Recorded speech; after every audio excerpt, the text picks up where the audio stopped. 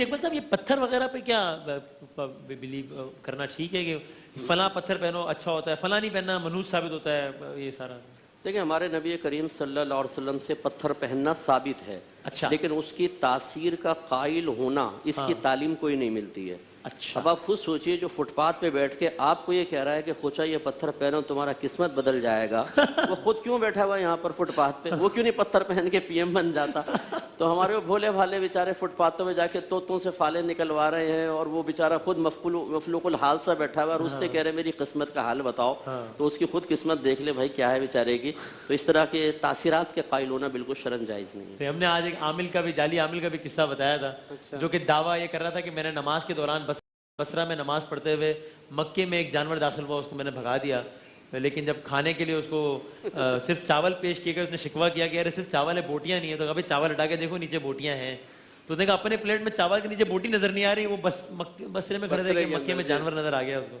تو کیا فقہ جعفریہ لیکن کیا اوپینین ہے؟ اس پہلے بھی جو سوال تھا اس میں ایک بات اور کہ انسان مرنے کے بعد اپنے جسم کا جو مالک نہیں رہتا، اور اس پہ بحث ہے۔ البتہ یہ بات آپ کی اس اعتبار سے کہ اگر ایک ڈیبیٹ ہے ٹھیک ٹھاک قسم کی کہ، اور ہو سکتا ہے کہ اس میں فقہاء کرام بعد میں کوئی اجتہادی پہلو نکالیں اور اس میں بعد میں کچھ اور باتیں سامنے آئیں، لیکن فقہ جعفریہ کے مطابق ایک بات یہ بھی ہے، حتیٰ جان تو چھوڑ دیجئے، مال میں جو وصیت ہے وہ بھی 1/3 حد تک تو آپ اپنے طور پر کر سکتے ہیں۔ یعنی اگر کسی کا 100 روپے وہ چھوڑ کے گیا ہے ٹوٹل ایسٹ، اس میں سے 33% 33 روپے وہ کہہ سکتا ہے کہ بھائی فلاں کو دے دیجیے گا، فلاں کو اس میں چیریٹی کر دیجیے گا، میرے فلاں رشتہ دار کو مزید دے دیجیے گا۔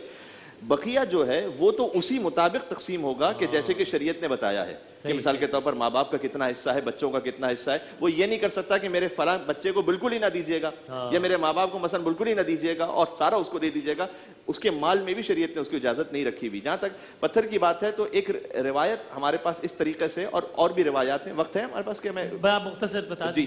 جی وہ یہ ہے کہ جس طریقے سے جیسے اللہ سبحانہ و تعالیٰ نے فرمایا قرآن کریم میں کہ اِنَّا عَرَضْنَا الْأَمَانَةَ عَلَى السَّمَاوَاتِ وَالْأَرْضِ وَالْجِبَالِ، اللہ نے اپنی امانت کو پیش کیا آسمانوں میں، پہاڑوں پر، زمینوں پر۔ امانت سے مراد کیا تھی؟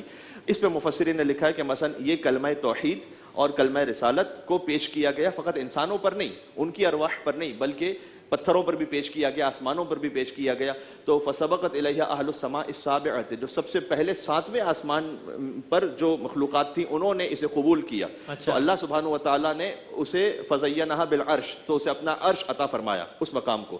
اس کے بعد 4تھے آسمان نے قبول کیا فزینہا بالبیت المعمور، وہاں بیت المعمور بنایا۔ پھر دنیا کے آسمان نے قبول کیا فزینہا بالکواکب، اسے ستاروں سے زینت عطا کی۔ جب پہاڑوں کی، یہ روایت تفصیلی ہے، جب پہاڑوں پر بات پہنچتی ہے تو سب سے پہلے عقیق اور فیروزے کے پہاڑ نے اسے قبول کیا، لہٰذا اللہ سبحانہ و تعالیٰ نے اس کے انعام کے طور پر اسے عطا کیا کہ مومن کے ہاتھ کی زینت بنایا اسے، کہ چونکہ اس نے سب سے پہلے اس توحید اور رسالت اور ولایت کی امانت کو قبول کیا تھا، لہٰذا اب یہ مومن کی ہاتھ کی زینت ہے۔ اس قسم کی روایات ہمارے ہاں ملتی ہیں، تو اس اعتبار سے یہ ممدوح ہے، ورنہ یعنی اس کی وضاحت فقہ جعفریہ کے مطابق یہ ہے۔ ٹھیک ہے، صحیح ہے۔ اچھا اب یہ یعنی ممدوح کا مطلب قابل تعریف ہے، لیکن تاثیرات غالباً تاثیر کے حوالے سے تاثیر کے بھی قائل ہیں۔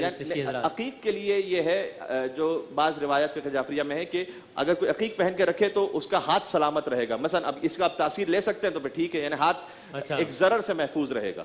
اچھا ٹھیک ہے۔ منفی تاثیر کے بھی قائل ہے کچھ، یار یہ پتھر کچھ پتھر ہوتے ہیں راس نہیں آتے بھائی؟ نہیں، یہ غلط۔ میں نے باقاعدہ پڑھے لکھے لوگوں کے سنا ہے جب سے یہ پہنا ہے نا ہر کام الٹا ہو رہا ہے، اس کو اتارو یار۔ اچھا اس میں اور بھی کچھ باتیں ہیں کہ جو مسکنسپشنز ہیں، مثلا اس پہ کریک پڑ گیا، یعنی پتھر پہنا اس پہ کریک آ گیا، اور کریک آگے کا مطلب یہ ہے کہ جناب اس کا مطلب کسی نے جادو کروا دی ہے، بہو نے یا ساس نے کوئی گڑبڑ کی ہے جس کی وجہ سے یہ پرابلم۔ یہ سب کی سب خرافات ہیں، اس کی کوئی حیثیت نہیں، اور منفی تاثیر تو ہے ہی نہیں۔ اچھا بعض لوگ کہتے ہیں کہ مثلا ہم فلاں پتھر پہننا چاہتے ہیں، اس میں استخارہ دیکھ لیجئے، اس کی استخارے کی بھی اس مقام پر کوئی وجہ نہیں بنتی، یعنی ایگزسٹنس نہیں استخارے کی اس کام کے لیے۔ یا مثال کے طور پر یہ کہ اگر میں یہ پہنوں تو کہیں ایسا تو نہیں کہ معاملہ الٹا ہو جائے گا اور پلٹ جائے گا، ایسا کوئی چکر نہیں ہوتا۔ جو بعض لوگ صدقے کے حوالے سے بھی اس غلط فہمی کا شکار ہیں کہ اگر ہم نے کسی کو صدقہ دیا تو ہماری بلائیں اس کی طرف پلٹ جائیں گی۔ یہ بلائیں اس کی طرف نہیں پلٹتی، اللہ کو یہ ضروری نہیں نعوذ باللہ من ذالک کہ آپ کی بلائیں لے کر کہیں نہ کہیں کسی کے سر پہ ڈالے گا، آپ کی بلائیں دور ہو جائیں گی۔ بعض بوڑھے بزرگ پتہ نہیں خواتین شاید کہتی تھی کہ چوک پہ انڈا جا کے رکھ دو، جس کا پہلا پیر اس انڈے پر پڑا تو ہماری ساری بلائیں اس کے سر پر۔ یہ سب کے سب منفی تاثیر کا کوئی نہیں، ہاں مثبت تاثیر میں ہے کچھ باتیں جو موجود ہیں۔